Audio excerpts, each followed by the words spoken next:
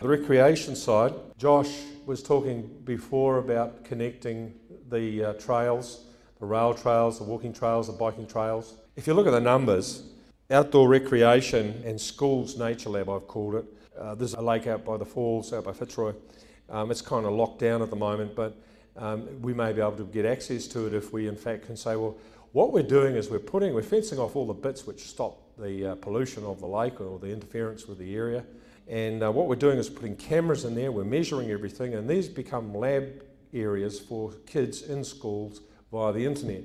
So they can look at Australian bush nature and they can measure the water and they can understand the salinity, they can understand the acidity of the soil. It's not hard to do, it's pretty inexpensive, and what it does is, if anybody's out there up to no good, then if you've got infrared cameras every 20 feet, they're going to get caught. So there's ways to leverage that and open it up and connect it with Fitzroy Falls, which I think at the moment is 250,000 visitors a year.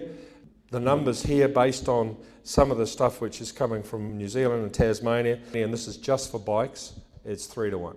Now anybody in business who'd like to put in $1,000 and make 3 times that every year would be quite happy, I'm sure. We are the outdoor centre for Sydney. We're one of the major ones.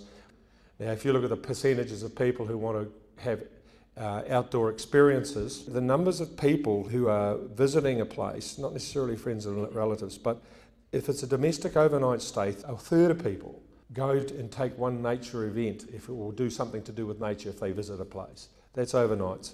International is twice that percentage. So there's a hell of a lot of potential leveraging existing people and a real new market if we can put trails together and walking trails, biking trails, link them up with connections, we can really start cooking with gas. And just on the 10 million bucks, when you start looking at $500 a day. And that was only over a 13-week period and 4,000 people a week, I think it was.